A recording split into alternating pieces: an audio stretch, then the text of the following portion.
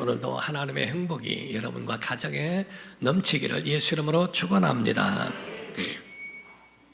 하나님께서 이 세상에 이 땅에 세우신 기관 가운데에 하늘의 기관으로 가정과 교회라고 말씀을 드렸습니다.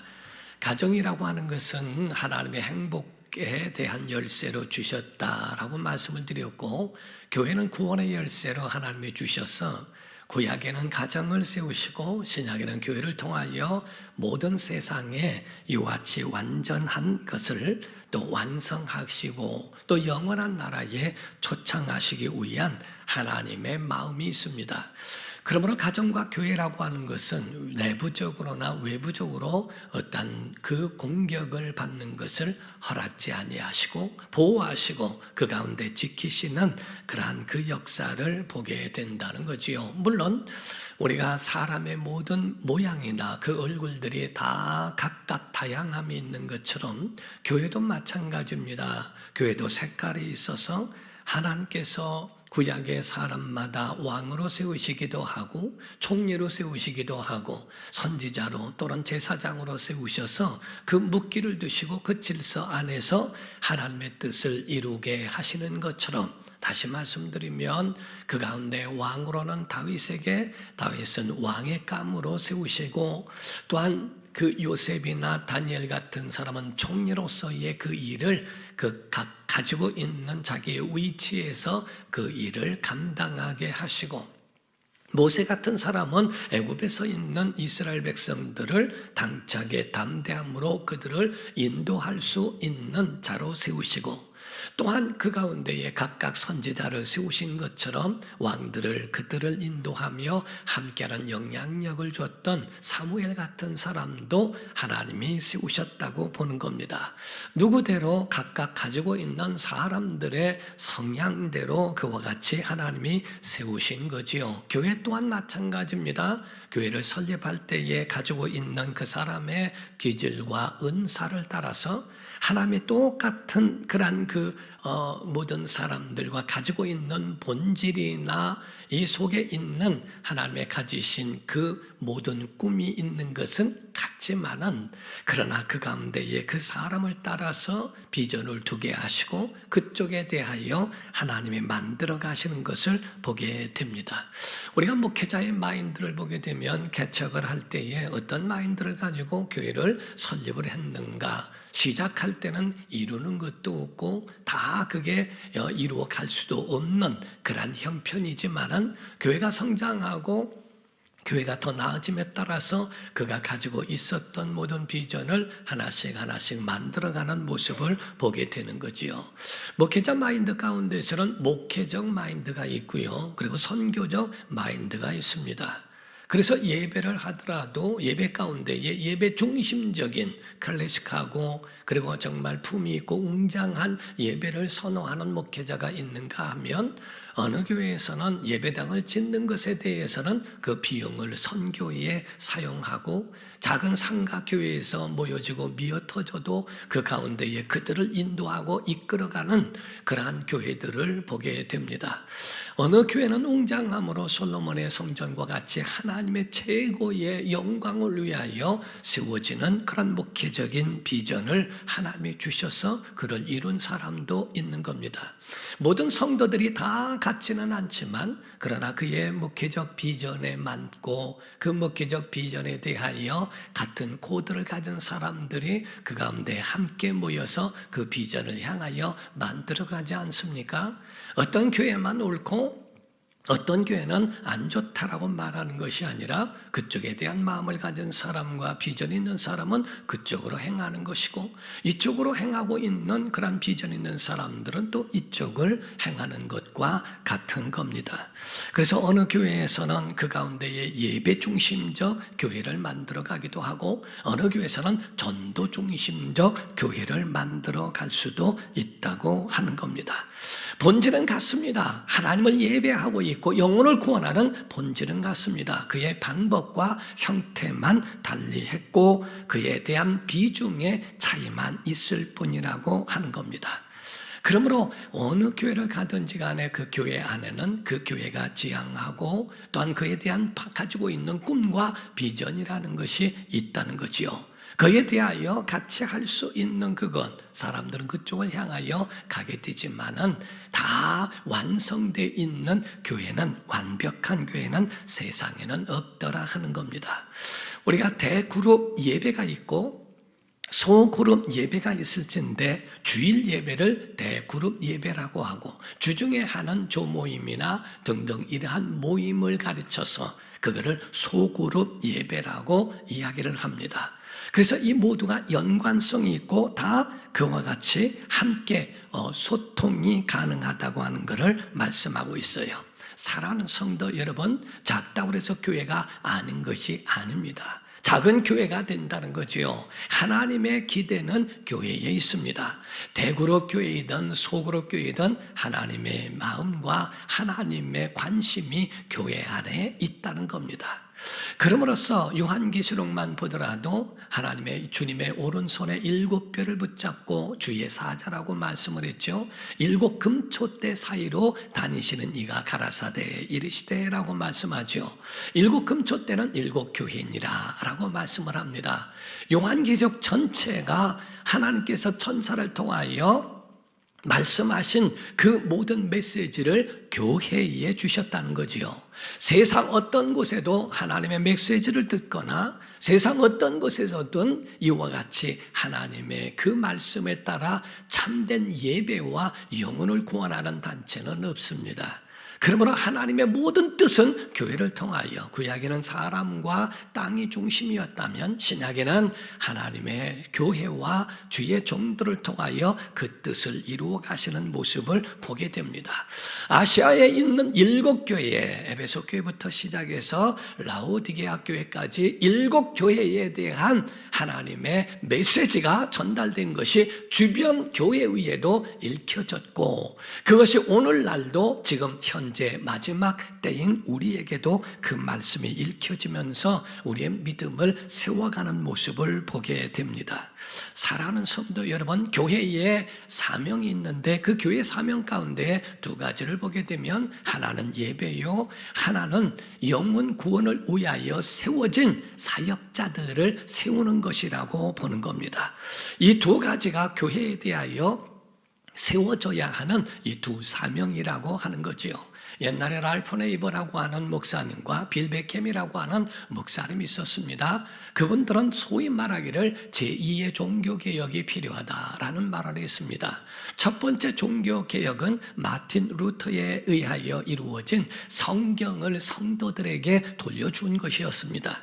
옛날에는 목회자만 가지고 있었던 성경을 모든 성도들이 성경을 가질 수 있도록 돌려줘야 한다라고 하는 것이 마틴 루터의 종교개혁이었다면, 지금 현재는 이제 모든 평신도와 성도들에게 이 거룩한 사역과 사명과 그 일을 그걸 나누어 줘야 한다, 곧 사역을 나누는 것을 가르쳐 이것을 제2의 종교개혁이라고 표현을 합니다.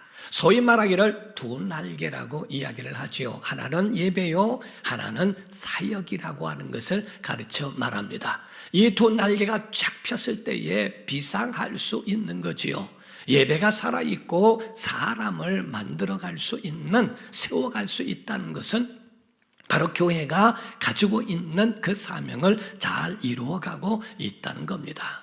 그럼 과연 교회가 그와 같은 교회를 지향하고 있을까라고 하는 거지요. 병아리들과 함께 지냈던 독수리 새끼가 있었대요. 하루는 독수리 새끼가 자기 어미 독수리에게 찾아와서 하는 말에, 엄마 나 독수리 맞아? 라고 얘기했더니, 그럼 맞지, 독수리야 넌 병아리가 아니야. 그렇지? 그런데 나갔다가 그 병아리한테 쪼여가지고서 얻어 터지고 들어와서 하는 말이, 엄마 그래도 나 독수리 맞지? 그럼 넌 독수리야 했답니다. 또 나가더니 또 얻어 터지고 와가지고 하니까 어머니 독수리는 속이 상하지요. 근데 그때 새끼 독수리는 이야기합니다. 그래도 나 독수리 맞지? 너무 속상하니까 그래 독수리 맞다 이 닭대가리야 이래더래요. 그래가지고 닭머리라고 얘기를 해서 그 가운데에 굉장히 새끼 독수리는 상처를 받았다 하는 이야기합니다. 오늘날 교회를 향하여 하나님은 독수리다 라고 말씀하는데 모습은 독수리인데 삶은 닭인 경우가 많다는 겁니다. 모습은 독수리의 모습을 갖고 있고 맞아 독수리야 하면서 이야기는 하는데 생각이나 삶이나 행동이나 이런 것은 닭의 모습을 하고 있는 경우가 너무 많더라는 거지요. 과연 우리 심령 가운데에 이와 같이 하나님의 사람으로서의 그와 같은 위상이 우리 안에 남아있느냐는 겁니다.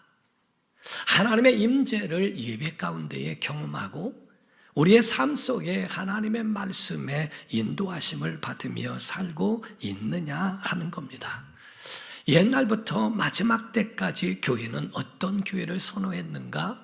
7교회가 있었어도 다 무너져갔고 다 점령이 되어져 버리는 그러한 경우들을 보게 되지요. 왜? 죽어 있으면 그 교회가 그 기능을 못할 때는 이어지질 못하는 것을 보게 됩니다.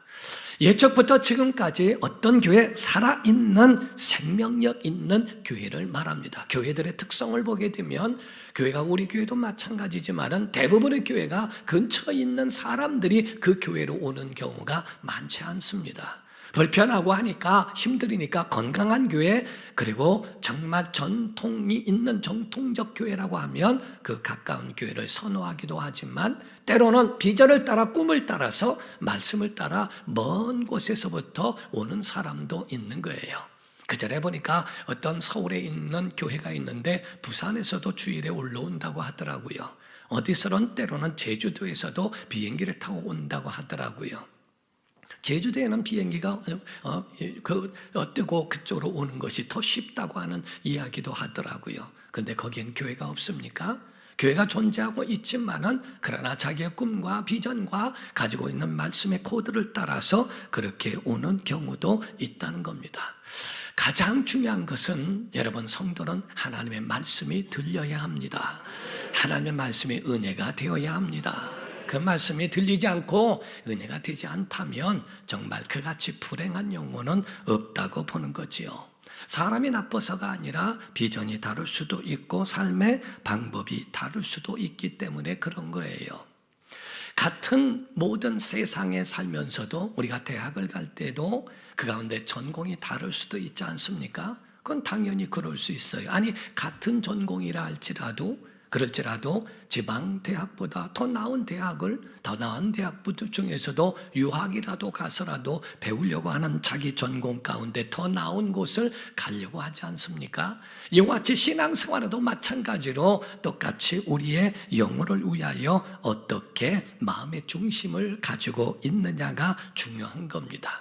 교회는 건물이 아니고 조직이 아니고 집단으로 되어진 게 아니라 교회 안에는 예수 이름이 있어야 합니다. 하나님의 영광이 있어야 되고 하나님의 말씀이 그 속에 있어야 한다는 거지요. 예수 안에 있는 여러분과 저는 여러분의 정체성을 분명히 하라는 거예요. 에베소서 2장 19절을 보면 시작.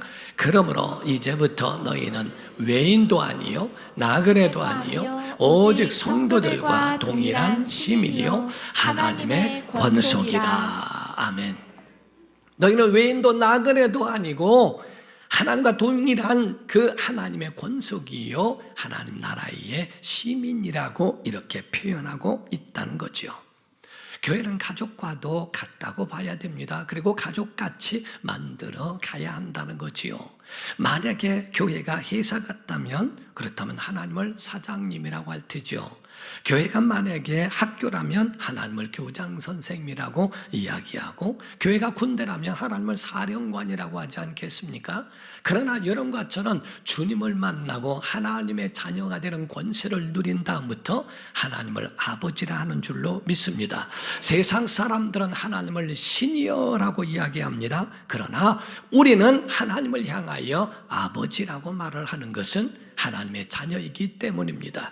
그러므로 교회와 가정이 그것이 같이 연관돼 있어요. 교회는 큰 가정을 이루고 있다면 가정은 작은 교회가 되어져서 큰 교회와 작은 가정까지도 작은 교회로서의 연관이 되어야 한다는 거죠. 사도 바울은 교회마다 편지를 보냈습니다. 편지를 보낸 그 가운데 인사말들을 보게 되면 가정과 함께 어우르고 있다는 사실입니다. 로마서 16장 3절을 보게 됩니다. 너희는 그리스도 예수 안에서 나의 동력자들인 브리스가와 아굴라에게 문안하라. 5절과 6절입니다. 또 저의 집에 있는 교회라 이렇게 표현했죠.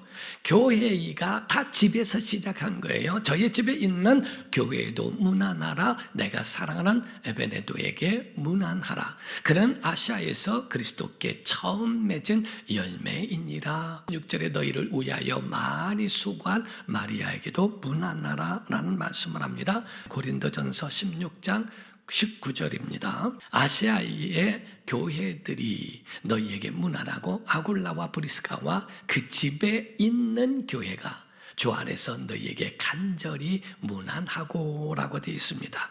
곧 브리스가와 그 아굴라가 있는데 바로 그 가운데에 그들에게 교회에 문안하라는 표현을 하고 있죠. 초대교회 시작은 가정과 교회가 그렇게 떨어져 있지 않습니다. 전부가 가정에서부터 시작된 교회들이 번성했던 거죠. 우리 교회 시작도 마찬가지로 우리 강단보다도 강단의 4분의 1 정도 되는 집에서 시작을 했습니다. 그렇게 시작되어진 작은 교회, 그때는 두려움도 없었고 거기에 대해서 도리어 감격이 있었어요. 예배가 시작되고 교회가 시작됐다고 하는 감격이 있었고 무엇보다도 월세가 안 나가서 감사했고 그리고 또 그 가운데에 전기요금이나 이런 것들을 헌신해 준 그 집사님 가정이 있었다는 것에 굉장한 감동과 감격이 함께 어우러져 있었습니다. 신학교회도 마찬가지예요. 예배와 사역을 성도들에게 돌려주는 것, 이것이 바로 신학교회에 있는 또 오늘 제2 종교개혁에 이루어지는 이 하나의 목적이요 사명과도 같다는 겁니다. 우리가 존 워너메이커라고 하는 사람이 있습니다. 백화점의 왕이라고 하고요. 그런 최신부 장관인데 그의 최신부 장관에 대하여 대통령에게 콜을 받았을 때에도 그런 거부를 했던 것은 주일 예배 때문이었습니다. 나는 주일 예배를 지키지 않으면 안 되기 때문에 못합니다. 그거를 인정해주고 할 테니까 내가 임기 있는 동안에 인정해 줄 테니까 해달라라고 이렇게 함으로써 재신부 장관까지도 하고 하는 사람으로서 세워지기에 유명한 사람입니다. 그런 죽기 전까지 주일학교 교사를 놓지 않았다고 이야기를 합니다. 주일날 예배하는 사람으로서 주일학교 교사의 직을 평생토록 감당했던 사람. 우리가 말하고 있는 주일학교에 대한 부분은요, 우리는 아동들을 주일학교로 이야기합니다. 그러나 외국에는 주일학교라고 하는 것이 어른도 주일학교라는 개념으로 같이 성경 공부를 하고 배우는 경우도 있어요. 좀 그 형태가 다르지만은 이와 같은 것으로서 그가 받은 일에 대하여 충성을 다하여 자기가 받은 일에 대하여 교장 선생님이 누구신가 하나님이시다라는 마음을 갖고 평생도록 헌신했던 사람이라고 이야기합니다. 우리나라에도 초창기에는 4-5명이 만나게 되면 구역을 만나게 되고 구역 가운데서도 그중에 인도하는 사람이 제일 모델이 되고 제일 잘하고 제일 신앙에 앞서 있는 사람을 구역장으로 세운 제도가 우리 한국에도 이와 같은 형태를 초대교회와 같이 치르고 있다는 사실입니다. 사랑하는 성도 여러분, 우리가 예배하는 것에 대하여 고민할 바가 아니라는 겁니다. 그런 권리는 우리에게 하나님이 주신 일이 없다는 거지요. 우리는 하나님 앞에 나와 예배에 힘쓰는 것과 동력자와 사역자를 위해서 우리가 거기에 쓰임을 받기 위해 또 그런 자를 세우기 위하여 교회가 존재하는 것이다라고 보는 겁니다. 오늘 본문 말씀 같은 경우는요, 예수님의 제자 베드로를 제 소명을 부여하시는 그 장면이 오늘에 있는 말씀이에요. 예수께서 제자 베드로를 부르실 때는 처음과 두 번째 부르실 때는 전부가 다 바닷가에서 부르셨는데 그 부르시는 장면 가운데에 전부가 빈 배였더라 하는 겁니다. 그런 낙심하고 있는 그들을 주님은 책망하신 것이 아니라 그에게 대하여 용기를 주시고 그에게 대해서 다시 부르시는 장면을 보게 됩니다. 공교롭게도 빈 그물이었지만 주님이 부르시는 그 가운데에 이런 말씀이 있죠. 요한복음 21장 15절입니다. 여러분이 읽으셨기 때문에 제가 읽겠습니다. 그들이 조반 먹은 후에 예수께서 시몬 베드로에게 이르시되 요한의 아들 시몬아 내가 이 사람들보다 나를 더 사랑하느냐 하시니 이르되 주님 그러하나이다. 내가 주님을 사랑하는 줄 주님께서 아시나이다. 이르시되 내 어린 양을 먹이라 하시고, 여기서 주님 부르실 때에 마가복음에는 개발한 이름을 더하셨고 반석이라 표현하셨고 베드로라고 하는 이름을 다른 성경에는 말씀을 하셨어요. 그런데 유독 재소명을 하실 때는 그때는 시몬이라고 하는 갈대라는 이름의 그 이름을 부르신 겁니다. 연약하고 반석같이 우직했을 때의 그 모습이 아니라 이제 갈대같이 그 마음속에 유동함이 많은 연약한 그 시몬의 마음을 아시고 주께서 그를 부르실 때는 주님의 마음 가운데에 있는 모습 그대로를 수용하시겠다고 하는, 연약한 모습을 그대로 받아주시겠다고 하는 주님의 의미라고도 이야기를 합니다. 16절과 17절에도 마찬가지입니다. 또 두 번째 이르시되 요한의 아들 시몬아 내가 나를 사랑하느냐 하시니 이르되 주님 그러하나이다. 내가 주님을 사랑하는 줄 주님께서 아시나이다. 이르시되 내 양을 치라 하시고, 세 번째 이르시되 요한의 아들 시몬아 내가 나를 사랑하느냐 하시니 주께서 세 번째 내가 나를 사랑하느냐 하심으로 베드로가 근심하여 이르되 주님 모든 것을 아시오매 내가 주님을 사랑하는 줄을 주님께서 아시나이다. 예수께서 이르시되 내 양을 먹이라. 두 번째와 세 번째에 대한 주님의 말씀입니다. 첫 번째는 어린 양에 대하여 말씀을 하셨어요. 연약한 양이라는 겁니다. 세상을 접하다가 그걸 털고 주님 앞으로 나온 어린 심령이라고 말씀을 하는 겁니다. 예수를 믿기로 결단한 사람, 정말 내가 신앙생활 한번 제대로 해볼까? 라고 하는 생소한 환경에 들어와 적응하려고 하는 어린 양들을 그들을 먹여라 라고 주님이 말씀하는 겁니다. 그들이 어떻게 신앙생활을 해야 되는지, 어떤 사람을 만나야 하고 어떤 사람의 영향을 받고 어떻게 기도하며 살아야 하는지, 위기가 왔을 때는 어떻게 극복하고 사역은 어떻게 해야 되는지를 안내받는 영적 어린아이라는 겁니다. 두 번째로 말씀하고 있는 내 양을 쳐라 라고 하는 두 번째 말씀에 이 양을 치라고 말씀을 합니다. 성장하고 있는 성도들을 가르쳐 말씀하고 목양하라는 말씀이지요. 성장은 하고 있는데 교회 나온 지 좀 꽤 되기는 했는데 좀 넘어지는 사람들이 있어요.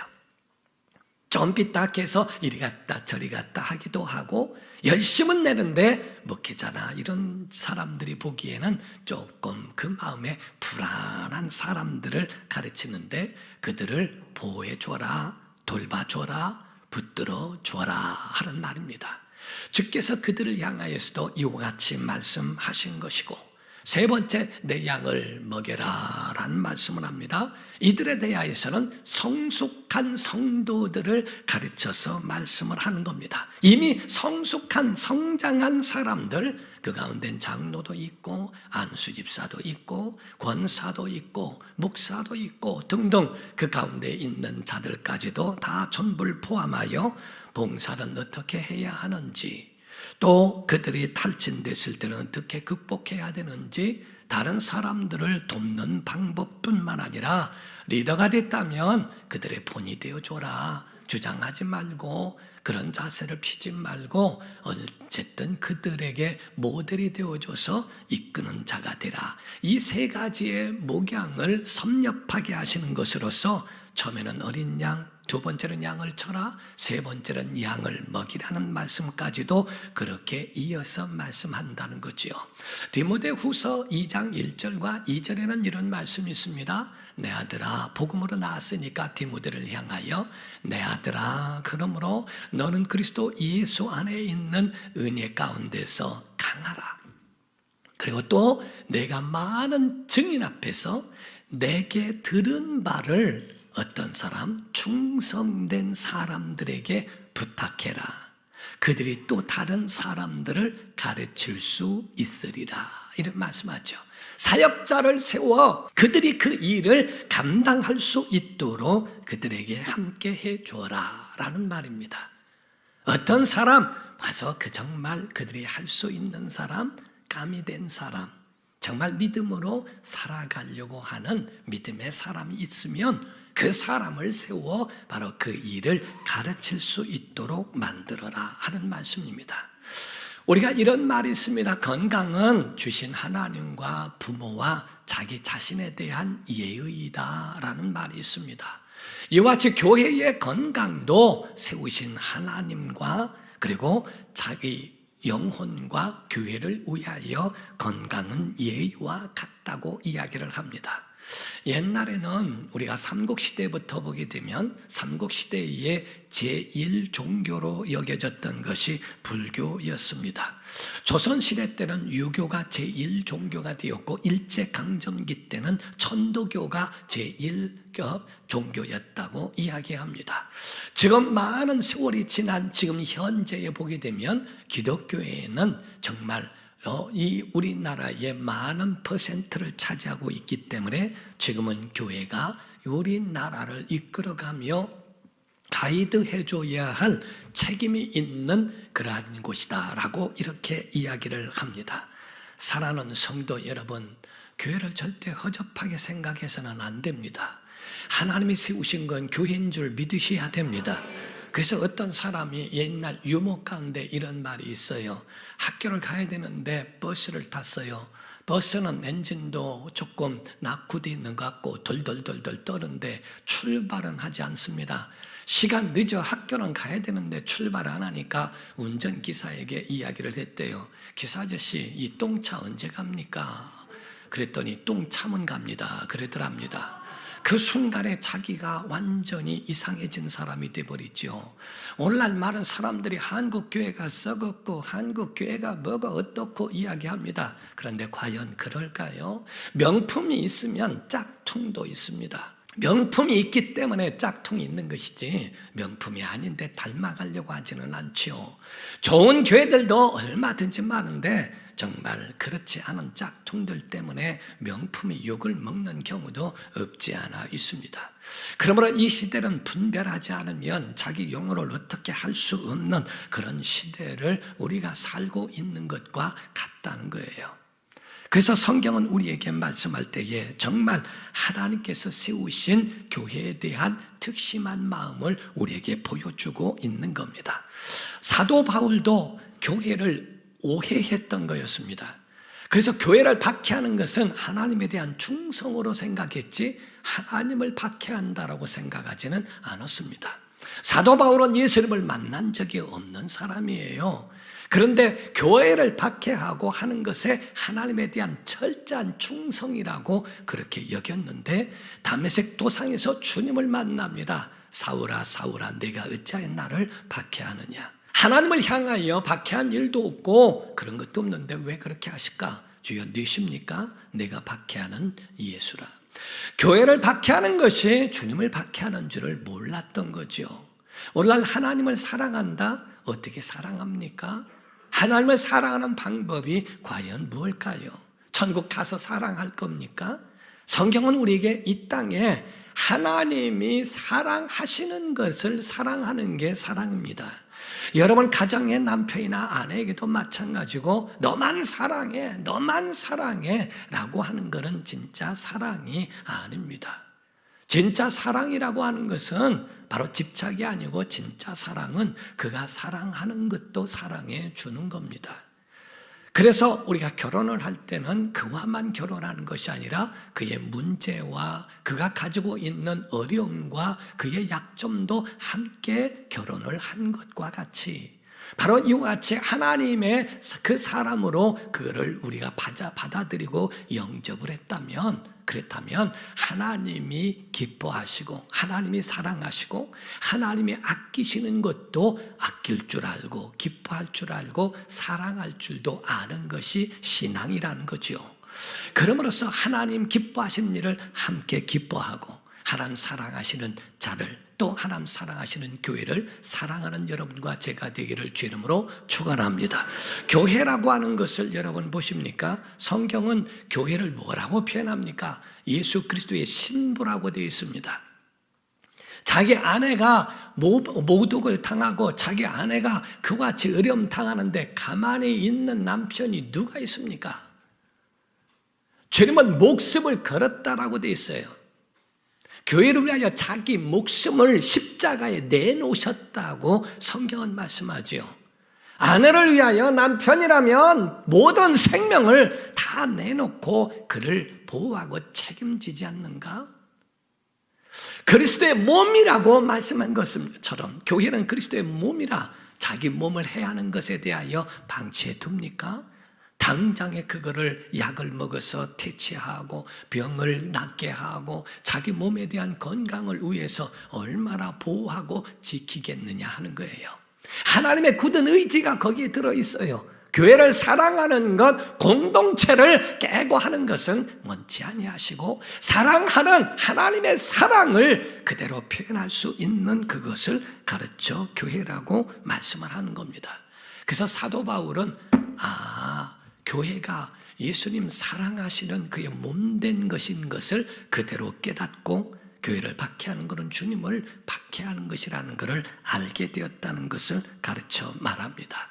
사랑하는 성도 여러분, 대그룹 예배 가운데 교회 가운데서는 하나님의 임재하심을 경험하고 우리의 주중의 삶 속에서는 하나님의 여러분 심령 가운데 삶 속에 내재하시는 주님을 발견하기를 예수 이름으로 축원합니다. 그래서 교회가 건강히 세워지기 위하여 크리스티안 슈바르츠라고 하는 사람은 8가지 질적 특성에 대하여 말씀한 적이 있습니다. 교회가 성장하고 건강하기 위하여 8가지가 골고루 갖추어져야 된다.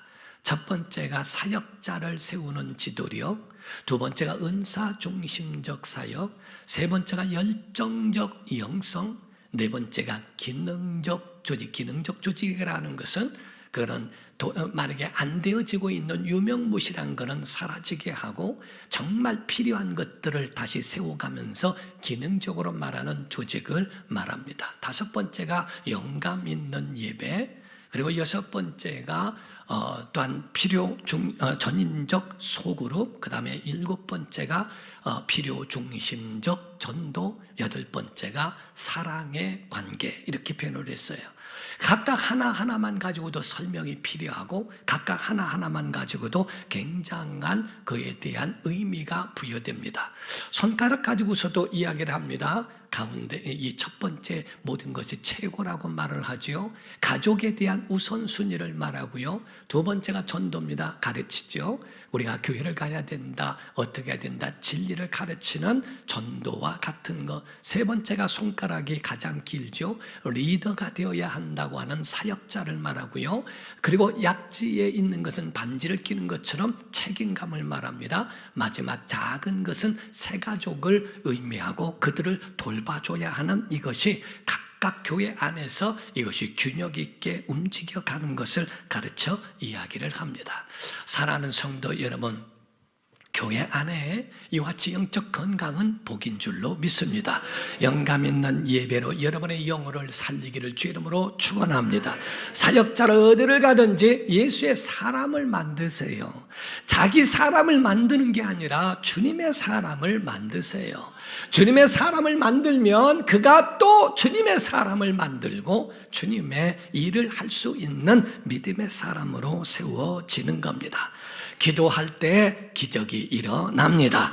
여러분 영감 있는 예배로 여러분을 살리시고 또 각 모든 삶 속에서 사역자를 키우는 정말 교회를 세워가는 복된 성도가 되기를 예수 이름으로 축원합니다. 체온이 떨어져 버리면 암세포가 활발하게 움직인다고 그래요.